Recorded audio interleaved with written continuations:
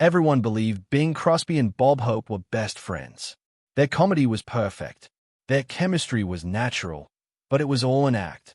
In 1962, when they filmed their last road movie together, something had changed. Crosby was focused on his empire and new family. Hope was just going through the motions. What had happened between these two men?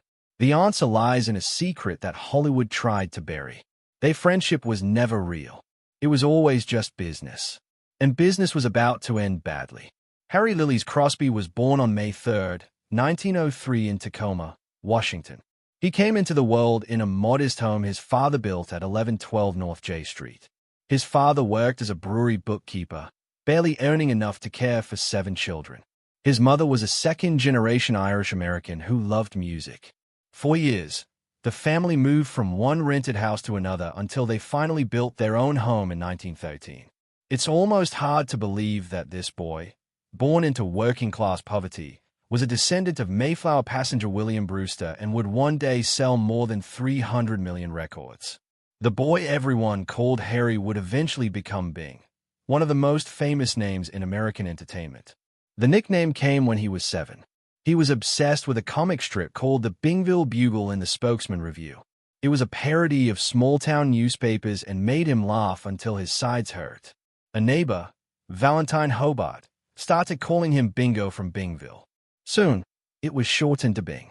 The name stuck for life, though his mother never stopped calling him Harry. Few could have guessed that a little-known comic strip would give birth to a stage name worth millions.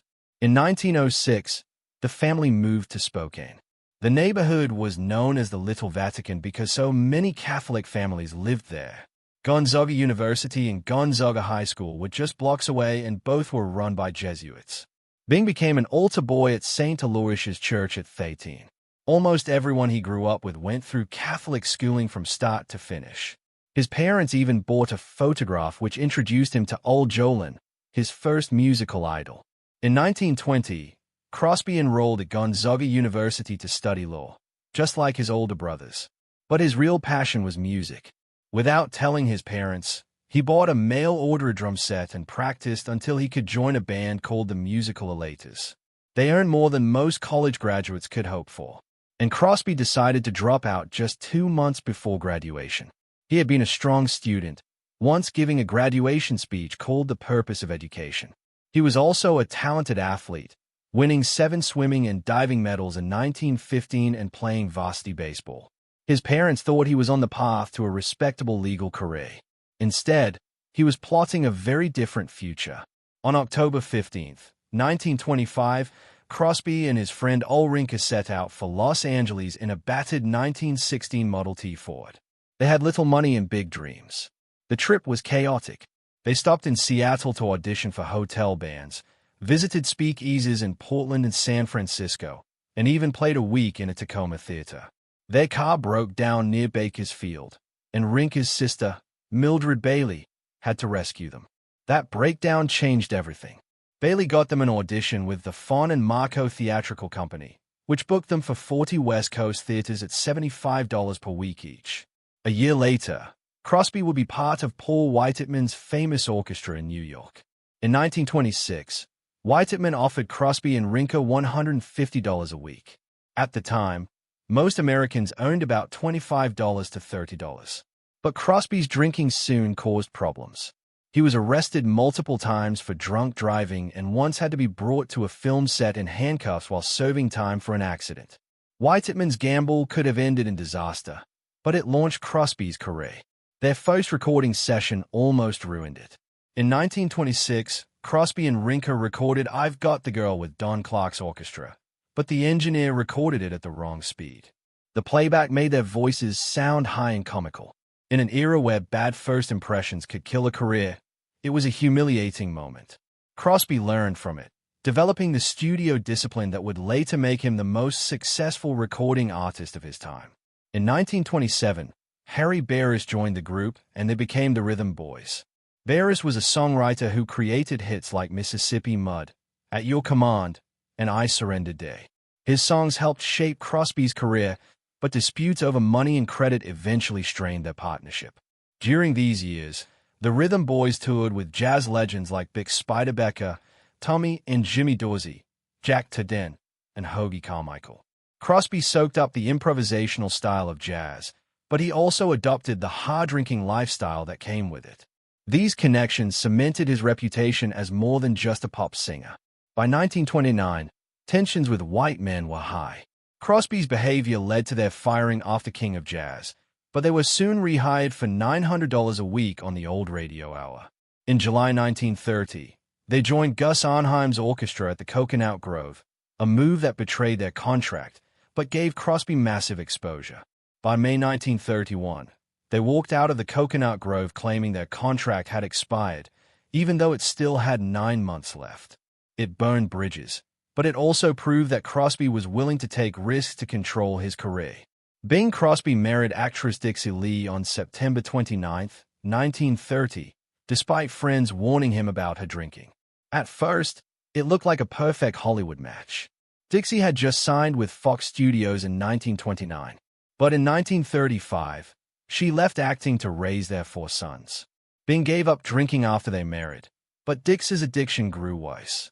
While he was away performing, she drank heavily, often to the point of passing out. The damage ran deep.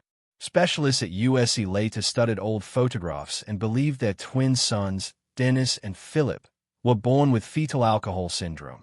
Dixie's life spiraled between isolation and illness until she died of ovarian cancer in 1952. In May 1931, Crosby signed with comedy producer Max Sennett. The Rhythm Boys, his group with Ulrinka and Harry Boris, were earning $1,000 a week together. Days later, they quit their Coconut Grove contract, but Sennett cut the deal to $600 a week for Crosby alone. His former partners accused him of betrayal, claiming he stole their material. Crosby went on to make 6 comedy shorts for Sennett, starting with I Surrender Dear in September 1931. They became big hits, timed perfectly with his booming record sales.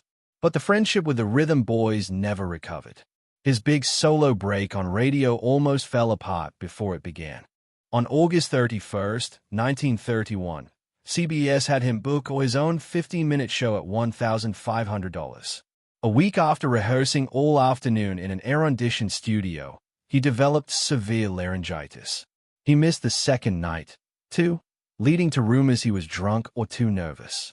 He finally made it on air on September 2nd, singing just one more chance, I Found $1 Million Baby, and I'm Through with Love. The show took off instantly, making him a national star within weeks. That same year, Crosby dominated the charts like no one before him. He had 10 songs in the top 50 at once, including Out of Nowhere and At Your Command. Several went to number 1, and rival singers complained it was impossible to compete. A fake battle of the baritones with Russ Colombo fizzled quickly when it was clear Crosby was untouchable. His record sales during the Depression were so strong that engineer Steve Hoffman later said Crosby's agreement to sell singles for 35 cents with Decca founder Jack Capps saved the entire record industry from collapse. In 1932, Crosby starred in The Big Broadcast, a comedy about a late radio star, eerily similar to his own real-life radio troubles. The movie's success led to a relentless pace of 3 films a year, a weekly 1-hour radio show, and constant touring. The workload brought in millions in today's money, but left him exhausted. He turned to alcohol and stimulants to keep going, while his long absences worsened Dixie's drinking. Late in 1934, Crosby made a historic deal with Jack Capps at Decca Records. Record sales had crashed from $110 million in 1921 to $10 million in 1933. And most labels refused to cut prices. Crosby backed Capps' idea to sell singles for 35 and switch to royalties instead of flat fees. This bold move made music affordable during the Depression and created the royalty system still used today. That same year, on July 13th, Crosby and Dixie welcomed twins Dennis Michael and Philip Lang. His career was exploding, but his time at home was limited. Dixie faced the pressures of raising children while battling alcoholism. Both twins followed their father into entertainment, but faced their own struggles. Dennis died by suicide in 1991 at 56, and Philip died of a heart attack in 2004 at 69. On January 1936, Crosby took over NBC's Kraft Music Hall from Paul Whiteman, moving the show from New York to Hollywood. It became one of radio's longest-running star shows, lasting until 1946. The mix of music, comedy, and Crosby's easy style made it a hit while allowing him to balance film work with radio. In February 1937, Crosby launched the first Crosby Pro-Am golf tournament at Rancho Santa Fe Golf Club. With sponsor money scarce during the Depression, he personally put up $3,000 for the pros. Stars like Fred Astaire and Alan Hale played alongside golf legends like Sam Snead, who won with a score of 68. The format became the famous AT&T Pebble Beach Prom. By 1939, Crosby's dominance reached new heights with 24 separate chart singles in 1 year. His music filled the airwaves, frustrating rivals who couldn't get airtime. This capped his first 5 years with Decca and set the tone for his reign through the 1940s. The first time audiences saw Bing Crosby and Bob Hope together on screen was in 1940 when Road to Singapore premiered on March 13th at the Paramount Theater in New York City. The movie became an instant hit, starting one of Hollywood's most successful film series. Yet, the partnership almost never happened. The project was first offered to Fred MacMurray and Jack O'Kay under the title Road to Mandalay, then to George Burns and Gracie Allen as Beach of Dream. Only after both pays turned it down did Paramount put the two radio rivals together. Filming began on October 2nd, 1939 and wrapped by December with jungle scenes shot at the Los Angeles County Arboretum. The chemistry looked effortless, but they had performed together years earlier in vaudeville, so the pairing was more calculated than accidental. The film ranked number 17 among the top-grossing movies of 1940 in the United States, proving the gamble had worked. 5 years later, Crosby made history. On March 15, 1945, he became the first professional singer to win the Academy Award for Best Actor, earning it for his role as Father Chuck Ali in Going My Way. The film won 7 of its 10 nominations, including Best Picture. Crosby almost missed the ceremony. He was on the golf course, casually dressed and without his toupee, when word reached him. His mother's warning that he would never hear the end of it. If he skipped convinced him to hurry to Grauman's Chinese Theater. Gary Cooper handed him the award, and Crosby joked, "I couldn't be more surprised if I won the Kentucky Derby." Ironically, he had resisted taking the role at first, uneasy about playing a priest. Yet, it became the defining moment of his acting career and helped make him Hollywood's top box office draw. From 1944 to 1948, Crosby's dominance was unmatched. No other actor had ever been the number one box office attraction for 5 years in a row. His peak came in 1946 when 3 of the year's 5 highest-grossing films were his. The Bells of St. Mary's earned $8 million, Blue Skies, and Road to Utopia.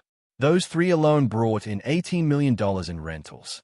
That same year, Ingrid Bergman topped him in profits only because she had 4 films earning a combined $21.75 million. Hollywood had its most profitable year ever in 1946 with 19 films making over $4 million each, a record at the time. Over his career from 1932 to 1972, Crosby starred in 55 feature films, and an astonishing 29 landed in the top 10 for their release year. By 1948, his fame had reached a point few could match.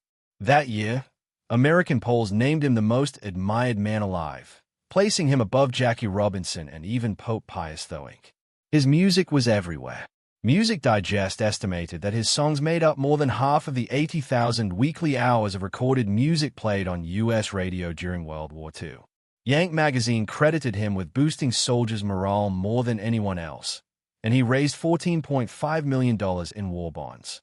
By 1960, he had sold 200 million records. He was simultaneously the biggest star in film, radio, and music, a level of cultural dominance that few have ever matched. Yet the adoration hid a darker truth about his private life, one carefully shielded from public view. That contrast had been there for years. In 1937, the press named him Hollywood's most typical father, a label that would later seem painfully ironic. At home, Crosby was often absent, and when present, he was a strict, cold disciplinarian. His marriage to Dixie Lee, beginning in 1930, was troubled by her struggle with alcoholism. She died of ovarian cancer in 1952 at just 42. Their 4 sons all battled alcoholism as adults. Two of them, Lindsay and Dennis, died by suicide in 1989 and 1991. Gary Crosby, the eldest, revealed in his 1983 memoir, Going My Own Way, that their home life was marked by fear, control, and emotional distance. While audiences saw Crosby play warm, compassionate father figures on screen, his own children carried scars from an upbringing that left them with deep emotional wounds and a legacy of pain. Bing Crosby's life looked polished on the surface, but behind the charm of music was a web of secrets, risk, and ambition. In late 1944, while filming Duffy's Tavern, he began a romance with 22-year-old actress Joan Field. It wasn't a quiet fling. By 1945, their connection was intense enough for friends to note it, and actress Patricia Neal later revealed Joan's heartbreak over loving an older married man as famous as Gary Cooper. FBI files and even diary entries from two sisters who followed them around show the couple going to theaters, opera houses, and expensive dinners in New York. Joan's mother sometimes came along, but the seriousness of their relationship was clear. Paramount even announced 3 more films for the pair before their previous ones had hit theaters. Gambling was another part of Crosby's double life. FBI records detail how in 1930 he owed thousands to mob-connected figures, once paying a single gangster $10,000. He got death threats demanding $6,000, including one note filled with hatred and promises of violence. His gambling habits landed him in an illegal Burbank gambling den with Bob Hope, where both men were quietly allowed to leave while 100 other patrons faced arrest. His finances were sometimes so thin that he had to borrow from friends like Frank Sinatra to cover debts. In 1948, Crosby made a move that would change the entertainment industry. He sent Ampex a $50,000 check with no note, funding the creation of the first practical magnetic tape recorder. That's $1.1 million in today's money. The technology let him pre-record radio shows, edit mistakes, and free his schedule for travel, gambling, and social life.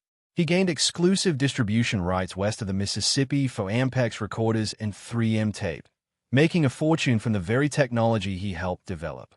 His home life with his first wife, Dixie Lee, was filled with strain. She battled alcoholism throughout their marriage and once nearly died after an apparent overdose in January 1945. She passed away from ovarian cancer on November 1, 1952, just 3 days shy of her 43rd birthday. Experts later suspected their twin sons showed signs of fetal alcohol syndrome. Crosby had even considered divorce in 1941 because of her drinking, but her death ended a troubled marriage that had become a public relations problem for him. There were also moments when his connections turned dangerous.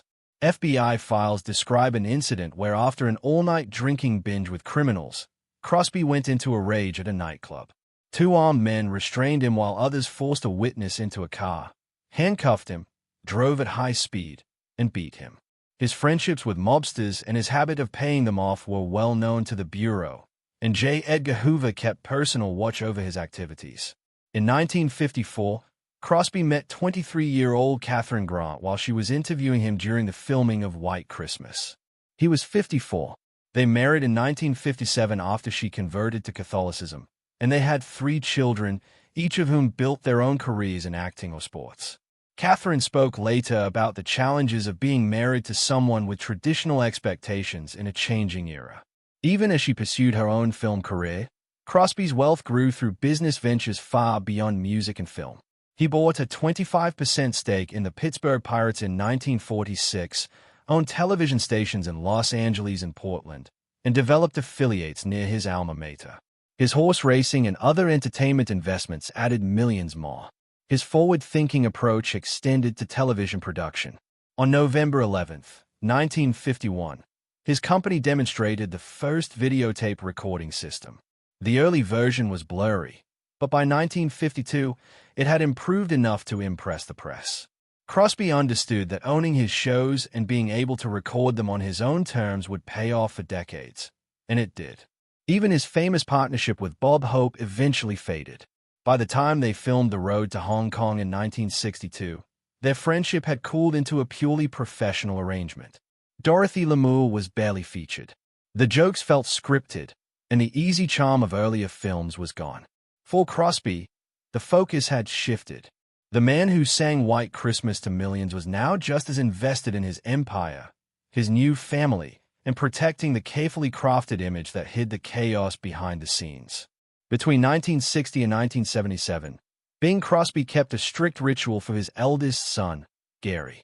That was as humiliating as it was cruel. Every week, Gary had to step on the scales under his father's cold gaze. If the numbers didn't please him, Gary was sent straight to his father's office for a whipping.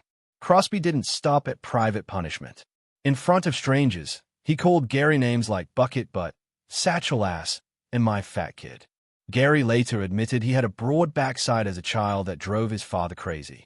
These weigh-ins always ended with tears and left Gary linking food with shame and pain for the rest of his life. The damage lingered for decades, feeding eating disorders and crippling his confidence. The Crosby home was ruled by fear. The four boys lived under a constant threat of violence. Gary recalled how his father would come home at 6 o'clock, and within minutes he would hear what Gary had done. Then came the beating. Pants down, bent over, lashed until he bled. Crosby was never out of control. He was calm, almost mechanical. Over time, the punishment grew harsher. He moved from belts to canes. In one beating, he held the cane like a baseball bat and struck Gary 13 times. Even small mistakes could bring public shame. Sometimes, the children had to wear their underwear around their necks until bedtime, a punishment their father mockingly called the Crosby lavalier. Dennis summed it up simply. He got the first licking and we got the second. All four sons from his first marriage turned to alcohol as adults. Their mother, Dixie Lee, had died at 41 from complications of alcoholism in 1952. The boys followed the same path. Gary, Dennis, Philip, and Lindsay each drank heavily to numb the pain of their upbringing. For two of them, the drinking ended in tragedy. Lindsay took his own life in 1989 at 51. Dennis did the same in 1991 at 56. Philip, believed to have suffered from fetal alcohol syndrome, died of a heart attack in 1994. Gary eventually sought help, joined Alcoholics Anonymous, and spoke publicly about his addiction before dying of lung cancer in 1995 at 62. None escaped the shadow of their childhood. Even as his sons battled addiction and depression, Crosby stayed emotionally distant. Gary said trying to connect with him was like dealing with a Friar King mob. Instead of warmth, Crosby gave them financial rules. He set up trust funds they could not touch until 65. Philip once said, "My father thought, how much trouble will they be able to get into then?" They lived off monthly checks from their mother's trust fund. Unable to keep steady jobs, the arrangement kept them dependent and reminded them who was in control. Even as Dennis and Lindsay's lives unraveled, Crosby remained the same cold figure they had feared as children. In September 1977, Crosby recorded his last album, Seasons, over 3 days in London. It would be released after his death with the tagline, "The Closing Chapter." In early October, he finished a sold-out 2-week run at the London Palladium, followed by his final concert in Brighton on October 10th. Just 3 days before his death, he recorded 8 songs and gave a BBC interview with the Gordon Rose Orchestra. Listeners had no idea they were hearing the end of a 50-year career. On October 13th, he flew to Madrid for a long weekend of golf and hunting. The next day at La Morelli Golf Course, he played 18 holes with champion Manuel Pinro. Crosby was in high spirits and even sang Strangers in the Night to construction workers at the 9th hole. After winning the match by 1 stroke, he walked toward the clubhouse and said his last words. "That was a great game of golf, fellas. Let's go have a Coca-Cola." Just 20 yards from the entrance, he collapsed and died instantly from a heart attack at 74. His widow later said it was the perfect way for a golfer who sang for a living to go. Bob Hope's reaction to the news was surprisingly cold. After decades of working together, all he said was he was a great partner. No tribute, no fond memories. Later, it emerged that Hope had admitted to friends that he never really liked Crosby and sometimes detested him. Their friendship, it seemed, had always been for business, not brotherhood. Crosby's second wife, Catherine, later spoke about their marriage. She said he wooed her with love letters that convinced her to give up her career and focus on domestic life. She was 30 years younger, and Crosby preferred her to fit his ideal of the perfect wife. She even took cooking and interior design classes for him. Catherine said he admired strong women like his mother who ran their family without question. While she defended the love in their marriage, she also admitted he expected tradition, control, and a home that revolved around him.